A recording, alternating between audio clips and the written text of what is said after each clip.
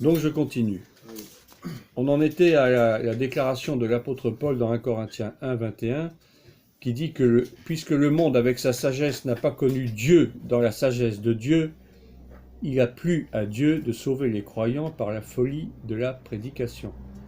Hein, on a lu le passage, on a commencé à l'expliquer un petit peu, et j'en étais à expliquer qu'est-ce que c'est que cette folie, justement, dont il est question. La folie de la croix.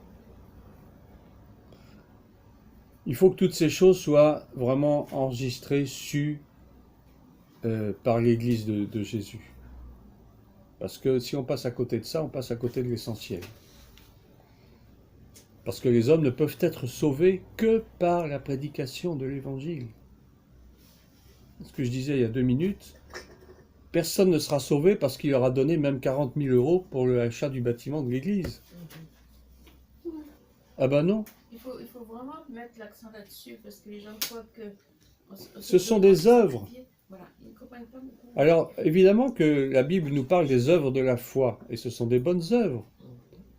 Mais s'il n'y a pas déjà l'appartenance à Christ au départ, ces œuvres ne servent à rien. On peut même donner 1 million d'euros, on ne sera pas sauvé pour ça. On ne va pas au ciel même pour 1 million d'euros. Le salut ne s'achète pas à prix d'argent. C'est ce que Simon le magicien a cru en voulant acheter le don du Saint-Esprit aux apôtres, qui l'ont vertement réprimandé. On dit, mais t'as rien compris mon pauvre gars, c'est pas comme ça que ça marche. Que ton argent périsse avec toi. Beaucoup pensent donnant. Il n'y a rien dans donnant. Ouais. Avec Dieu, en tout cas. Il n'y a pas de marchandage avec Dieu. On ne mérite rien. On ne mérite rien de sa part. C'est ça, en fait. On ne mérite absolument rien. Tout ce qu'on mérite, c'est la mort. C'est la seule chose qu'on mérite. Parce que nous sommes nés pécheurs, c'est tout. Et tout ce qu'on mérite dès notre naissance, c'est de mourir. Mais Dieu nous fait grâce. Si nous avons atteint l'âge que nous avons aujourd'hui et que nous sommes toujours vivants, c'est parce que Dieu nous a fait grâce. Alléluia. Et c'est pas parce que nous nous appelons Élisabeth ou Léon ou... Non. Il nous a fait grâce parce qu'il avait un but pour nous. Il a une mission pour chacun de nous. Je ne sais plus qui disait, nous ne sommes pas sur terre par hasard, mais c'est la vérité. Et si Dieu nous fait grâce encore aujourd'hui, c'est que notre mission n'est pas terminée. Et c'est pour ça aussi que nous sommes là, pour étudier justement quelle est notre mission. Amen. Que celui qui a des oreilles écoute ce que l'Esprit dit aux églises. Là, il dit aux églises. Il ne parle pas à l'église, c'est aux églises, parce que toutes les assemblées connaissent les mêmes problèmes et les mêmes difficultés, des problèmes d'autorité, des problèmes de rébellion, des problèmes de désobéissance, des problèmes de clan. Ce que je disais tout à l'heure, on parlait d'esprit partisan dans l'église. Il y a un trop fort esprit partisan dans l'église. Moi, je suis de Paul, moi, je suis d'Apollos, moi, je suis de Pierre, moi, je suis de Cocora, moi, je suis de Léon, je suis... Ça n'a aucun sens. Amen. Alors, tout comme Dieu a résolu de sauver les hommes par la prédication de la croix, le diable aussi a un plan. Ça vous étonne? Il a aussi résolu de donner la mort par la prédication. Autant Jésus nous donne la vie,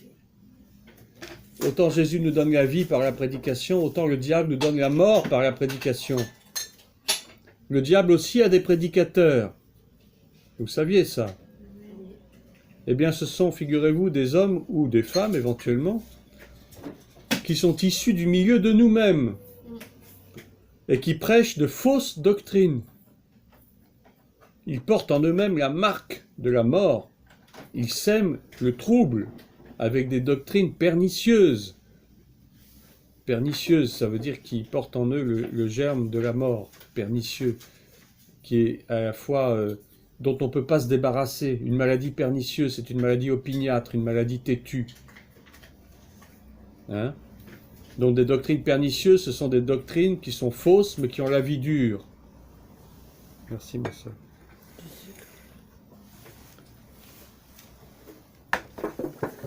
Les fausses doctrines, elles sont légion. En fait, ces gens qui prêchent de fausses doctrines, ce sont des gens qui eux-mêmes n'ont pas été régénérés par Christ, bien entendu. Ils n'ont pas connu la vraie doctrine.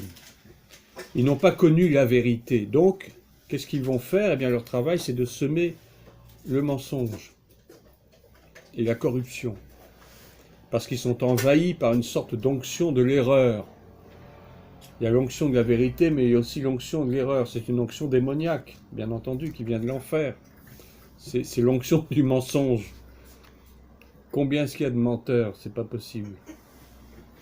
Vous n'avez qu'à écouter Internet, sur YouTube, mais vous avez vraiment à boire et à manger. J'y vais pas. Faites attention. Je n'y vais pas. Faites très attention. Il y a tellement de fausses doctrines qui fleurissent Il faut un temps partout. particulier pour ça. Comment? Il faut un temps particulier pour ça. Il faut avoir beaucoup de discernement pour Ils eux. arrivent même à monter avec des gens même qui ne dénoncent pas de fausses doctrines, mais Mhm. à monter avec des... prennent la phrase d'aujourd'hui, une phrase de demain, ils Oui. alimentent. Ils fabriquent des choses, Mhm. en fait. Ça ne vient pas du Saint-Esprit, c'est des choses fabriquées par eux-mêmes. Ils vont piquer les prédications des uns et des autres, ils vont les rafistoler, les aménager à leur manière, et puis ils vont créer des espèces de clones, mais qui ne sont pas la vérité de l'Évangile. Et c'est très dangereux parce qu'il y a toujours un morceau de vérité qui va faire que les gens vont mordre à l'hameçon, Accrochés. les accrocher, et puis après, ils vont tomber dans le filet. Parce que petit à petit, le mensonge va s'immiscer dans cette pseudo-vérité. Enfin, il y a une vérité au départ, hein. Mais très vite, la vérité, elle devient autre chose. Petit à petit, elle devient mensonge. Mais c'est tellement subtil que les gens s'en aperçoivent pas. Et finalement, au bout de quelques temps, quelques semaines, quelques mois, à force d'être enseignés de cette façon-là, ils vont finir par croire que le mensonge est la vérité. Ils sont endoctrinés. Et ils seront sincères, ces gens-là. Mais ils seront sincèrement dans l'erreur. Parce que la sincérité n'est pas la vérité, je suis désolé. On peut être sincèrement dans l'erreur. Bah oui. Hein, imaginez, je prends un avion, je suis très sincère, je pense que je vais à Bruxelles. Or, l'avion va à Rome. Mais j'étais quand même sincère, j'ai pris l'avion et j'étais persuadé d'aller à Bruxelles. Mais j'étais dans l'erreur. La sincérité n'est pas la vérité. Et vous avez énormément de chrétiens sincères, particulièrement dans certaines assemblées que je ne nommerai pas. Ils sont vraiment sincères, mais jusqu'au bout des ongles. Hein. Mais ils sont complètement dans l'erreur. C'est ça.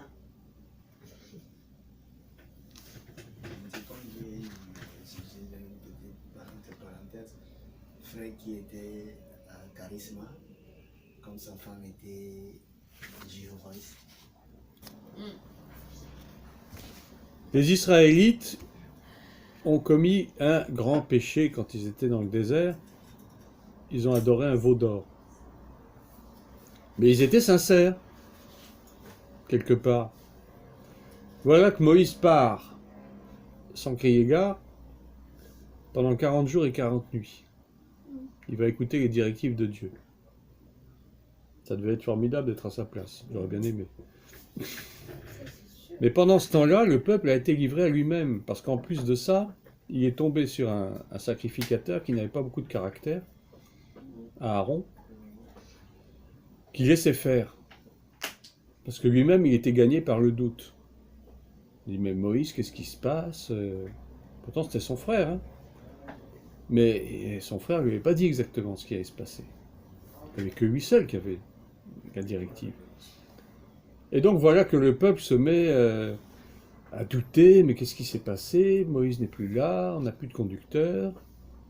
Mais il y avait quand même Aaron, qui était quand même sacrificateur, c'est pas n'importe qui. Mais quand même, Aaron a satisfait à leur désir de fabriquer une idole. Pourquoi? Ben parce que ces personnes-là, en réalité, ils ne suivaient pas vraiment la voie de Dieu. Et à la moindre occasion, ils étaient prêts à changer. Et surtout, ils n'avaient personne pour les canaliser. C'est pour ça que le rôle d'un pasteur dans une église est très important, parce que c'est lui qui va empêcher qu'il y ait des déviations, des dérives. Parce que le peuple de Dieu dans les églises, je suis bien désolé, mais souvent, ils préfèrent adorer un veau d'or. Soit ils vont adorer le pasteur, ils vont l'idolâtrer, soit ils vont s'attacher à des tas de choses futiles, Mais pourquoi? Parce que la prédication de l'évangile ne les aura pas touchés. Mais ces gens peuvent être sincères pendant un moment. Mais ils ne seront quand même pas dans la vérité. Et c'est ce qui s'est passé avec les Israélites. Ils étaient sincères parce qu'ils pensaient qu'effectivement, bon, ça... Puisqu'Aaron disait rien, le sacrificateur leur disait rien, même il les encourageait à donner leurs bracelets d'or, leur machin, pour fondre un veau en métal. Ils disaient rien, c'est donc que pour eux c'était bon. Et bien, quand vous avez un dirigeant dans l'église qui laisse faire les choses, mais les gens vont penser que c'est bien. Oui, ouais. Mais c'est normal, c'est lui qui représente l'autorité. Si l'autorité est dans l'erreur, se maintient dans l'erreur, ben, les gens vont croire à l'erreur, s'ils n'ont pas de discernement. C'est l'autorité qui est responsable. Mais quelque part, les fidèles aussi sont responsables. Parce que c'est un peu trop facile d'accuser toujours l'autorité. Mais si les fidèles, il n'y en a aucun, dans une église de 500 personnes, il n'y en a aucun qui a le discernement pour dire, pasteur, vous vous trompez. Non, ils vont se laisser faire parce que c'est l'autorité, alors donc c'est bon. Et ils sont sincères. Mais ils sont dans l'erreur. Et c'est ce qui s'est passé avec cette histoire de veau d'or. Et il a fallu que Dieu punisse sévèrement ceux qui s'étaient détournés, pour montrer que c'est lui Dieu, c'est pas quelqu'un d'autre. On va lire dans Exode 32, à partir du verset 26. Exode 32, 26 à 29.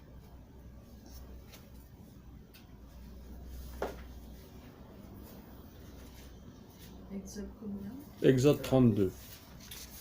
Je lis la parole dans Exode 32 à partir du verset 26. Moïse se tint à la porte du camp et dit: À moi ceux qui sont pour l'Éternel. Et tous les fils de Lévi s'assemblaient autour de lui. Il leur dit: Ainsi parle l'Éternel, le Dieu d'Israël, que chacun de vous mette son épée au côté, traversez et parcourez le camp d'une porte à l'autre, et que chacun tue son frère, son ami, son parent. Les fils de Lévi agirent selon l'ordre de Moïse, et il tomba parmi le peuple environ 3000 hommes ce jour-là. Moïse dit: Consacrez-vous aujourd'hui à l'Éternel, chacun même au prix de son fils ou de son frère, afin qu'il vous accorde aujourd'hui une bénédiction. Amen. Amen. C'est dur hein, comme passage. 3000 hommes qui sont tombés. Ça vous rappelle rien, 3000 hommes? Ceux qui ont été sauvés. Voilà. Très bien. La Pentecôte. Le jour de la Pentecôte, il y a eu pratiquement 3000 hommes sauvés. Sauvés grâce à quoi? À la prédication de la parole. Vous voyez, comme Dieu fait les choses, il en a tué 3000 qui étaient infidèles, il en a suscité 3000 plus tard, beaucoup plus tard bien sûr, des siècles après. Les nombres dans la Bible, ils ont une importance capitale. C'est pas pour rien. Pourquoi est-ce qu'ils ont pris la peine d'écrire 3000? Il y a une raison. Il n'y a pas de hasard dans la Bible. Les choses se recoupent. Bon, ça c'était une parenthèse. Mais c'était pour dire que, vous voyez, comment Dieu agit, parfois très sévèrement. Il a fallu que même des Lévites tuent les gens de leur propre famille. Parce qu'ils avaient été infidèles. Ils agirent selon l'ordre de Moïse. Que chacun de vous mette son épée au côté, traversez et parcourez le camp d'une porte à l'autre, et que chacun tue son frère, son ami, son parent. Ça ne va pas être évident à obéir. L'épée, ça représente quoi? L'épée représente l'esprit, la parole de Dieu. La parole de Dieu qui est tranchante comme une épée à double tranchant. Pénétrante jusqu'à partager jointures et moelles. Parce que c'est elle qui fait la différence entre les pensées du cœur. Hébreux 4, verset 12. C'est cette même épée qui a fait la différence, justement, entre les fidèles et les infidèles. C'est la même épée. C'est cette épée qui a tué ceux qui avaient désobéi et qui a mis de côté, qui a épargné, qui a servi à épargner ceux qui avaient été fidèles. Vous voyez comment Dieu agit. Là, il agit sur le plan matériel, c'est vrai, parce qu'il y a eu des 3000 morts. Mais ça veut dire que nous aussi, c'est cette épée qui doit mettre la séparation en nous entre le vrai et le faux. C'est cette épée qui doit tuer en nous ce qui est faux pour faire vivre ce qui est vrai. Amen.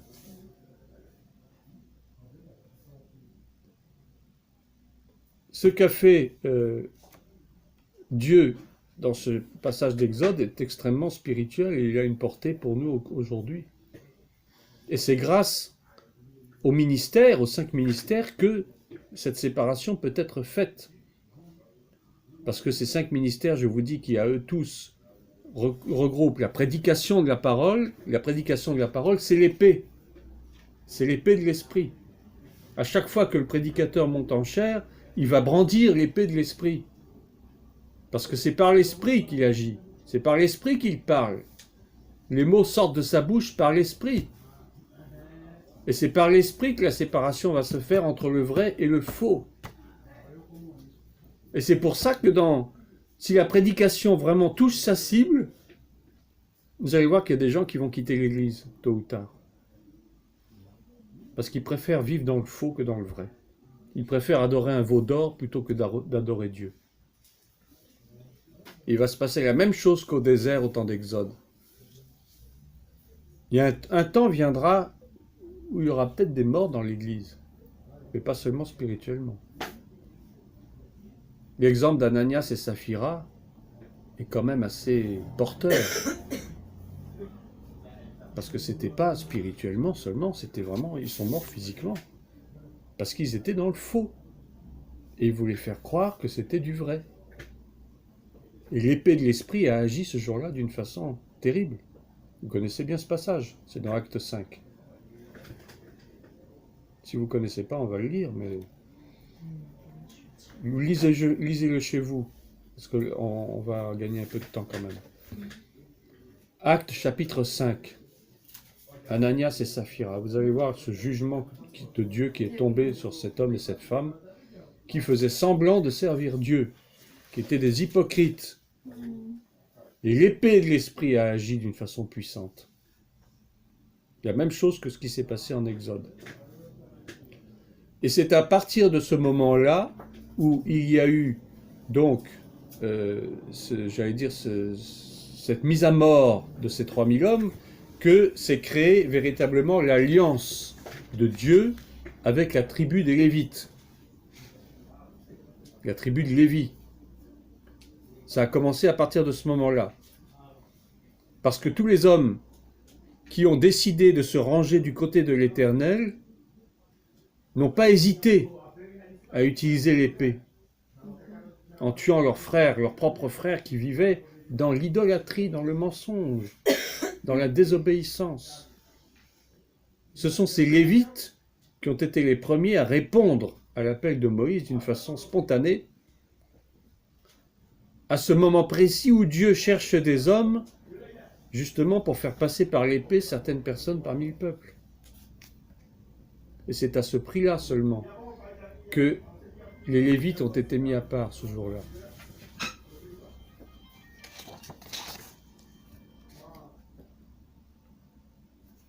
On va lire un autre passage dans Nombre, chapitre 8. Vous allez voir le rapport entre les Lévites et les 5 ministères. Il est très étroit. Nombre, chapitre 8, entre les versets 5 et 8. La Bible dit dans Nombre, chapitre 8, verset À partir du verset 5. 5. L'Éternel parla à Moïse et dit: Prends les Lévites du milieu des enfants d'Israël et purifie-les. Voici comment tu les purifieras. Fais sur eux une aspersion d'eau expiatoire, qu'ils fassent passer le rasoir sur tout leur corps, qu'ils lavent leurs vêtements et qu'ils se purifient. Ils prendront ensuite un jeune taureau avec l'offrande ordinaire de fleurs de farine pétrie à l'huile, et tu prendras un autre jeune taureau pour le sacrifice d'expiation. Amen. Vous voyez, ça c'était c'était un procédé de sanctification pour les Lévites, parce que ces hommes devaient être entièrement consacrés à Dieu. Et Dieu a fait le choix à partir du moment où il a vu que ces hommes se rangeaient de son côté et refusaient de sacrifier à l'idolâtrie. C'est un peu ce que nous, en tant que ministres ou futurs ministres, nous devons être aussi à l'image de ces Lévites, c'est-à-dire entièrement consacrés à Dieu.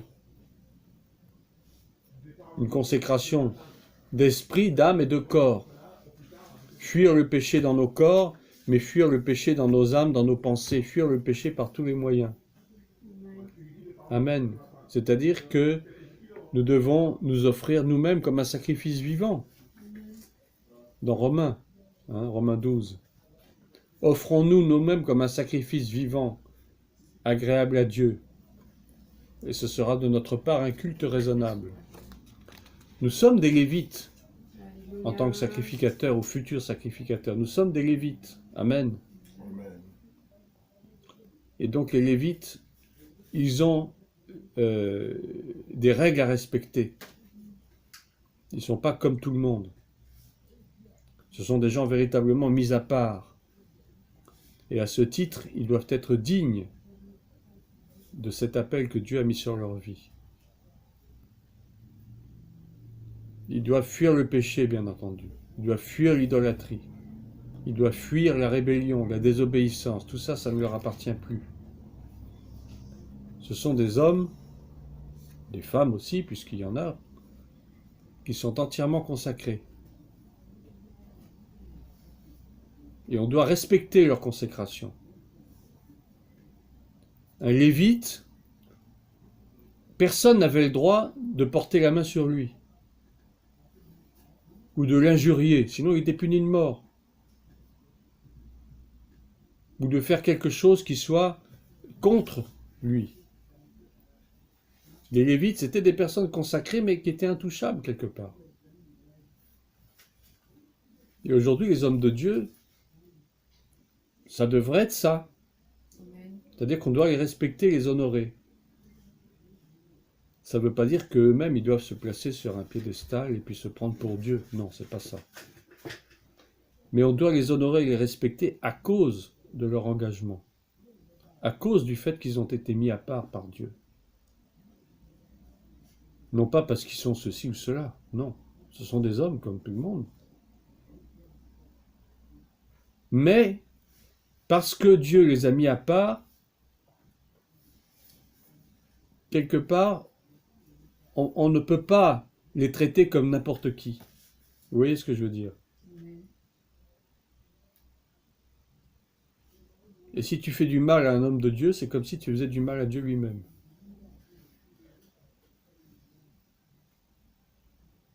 Vous connaissez l'histoire de, je ne sais plus quel prophète, je crois que c'était Élisée, qui était chauve. Et puis un jour, il passe dans une forêt, et puis il y a des enfants qui sortent et qui se mettent à se moquer de lui. Chauve, monte, chauve, etc. Qu'est-ce qui s'est passé?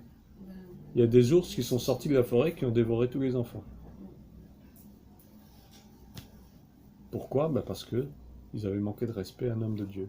Peut-être qu'ils ne savaient pas que c'était un homme de Dieu, mais ça fait rien. Le fait même de s'être moqué d'une personne âgée, adulte, en plus, déjà, c'était en soi mauvais. Alors, en plus, un prophète de Dieu, non, ça ne pouvait pas coller. Même, c'était des enfants, hein. Mais vous savez, Dieu fait exception de personne. Il faut faire très attention à ces choses-là. Les Lévites, ils avaient la responsabilité des choses saintes. Pendant toutes les pérégrinations, tous les déplacements du peuple, depuis le désert jusqu'à la terre promise. Hein? Moïse et Aaron, qui étaient frères, ils étaient eux-mêmes des Lévites. Quand ils ont été appelés au service, ils devaient d'abord être purifiés par l'eau pour leurs péchés. Et c'est ce que nous aussi, nous devons faire. Nous devons être purifiés par l'eau de la parole de Dieu. Hein? Parce que l'eau, c'est représenté par la parole de Dieu. On ne va pas aller se jeter un seau d'eau sur la tête. C'est plus l'époque. Mais l'eau pure qui nous purifie, c'est la parole de Dieu, qui nous purifie de nos péchés. Donc les ministres de Dieu, actuellement, ils sont comme des Lévites, ils doivent être purifiés, déjà pour commencer. Ils sont appelés au service de Dieu, donc ils doivent être purifiés pour pouvoir avoir la prétention d'apporter la parole de Dieu. Un homme de Dieu qui vit constamment dans le péché, je vois mal comment il pourrait se présenter devant la chair et puis et prêcher le message en toute quiétude. À mon avis, il y a quelque chose qui devrait les interpeller, les gêner, quelque part. Tu viens de, je sais pas moi, tu viens de commettre l'adultère la veille, ou tu t'es fâché avec ta femme, tu l'as insulté, et puis dimanche tu vas venir prêcher. Non, ça peut pas tenir. Ça va pas ensemble. Il y a un souci. Il vaut mieux laisser ta place à quelqu'un d'autre. C'est très difficile, hein. Il faut vraiment demeurer dans la sanctification, c'est difficile. Il y a toujours des choses qui nous poursuivent d'une façon ou d'une autre. C'est pour ça que chaque jour que Dieu fait, il faut savoir se repentir. Parce qu'on ne sera jamais complètement pur de tout péché, c'est pas possible. L'absolue sainteté, c'est pas pour nous. On doit tendre vers la sainteté. On tend vers la sainteté, mais on ne pourra jamais l'atteindre à 100%, impossible. C'est pour ça que Dieu nous fait grâce. S'il nous a sauvés, c'est par pure grâce. Parce que jamais on sera sans tâche, jamais. Que celui qui prétend qu'il est sans tâche lève la main. C'est comme ces pharisiens qui voulaient lapider cette pauvre femme surprise en état d'adultère. Ils se sont tous retirés un à un parce qu'il n'y en a aucun qui était capable de jeter la pierre. Ils savaient très bien quel genre de fond ils avaient. C'était des hommes méchants, qui n'avaient aucun amour pour personne, qui prétendaient servir Dieu avec la loi de Moïse, mais qui en eux-mêmes avaient un cœur dur et incrédule. Et lorsque Jésus leur a dit, ben, allez-y, jetez-lui la pierre, vous qui êtes sans péché. Ils ont fui comme des rats hors du navire, parce qu'ils savaient en eux-mêmes qu'ils étaient pécheurs. Et que probablement eux-mêmes ils commettaient l'adultère. Il y en avait qui commettaient l'adultère, il y en avait qui péchaient tout le temps. Mais comme ils avaient l'habit du sacrificateur, l'habit du pharisien, ils étaient beaux dehors, mais à l'intérieur c'était des sépulcres blanchis. Amen. Amen. On va s'arrêter pour aujourd'hui. Je ne sais pas très bien l'heure qu'il est. 16 heures.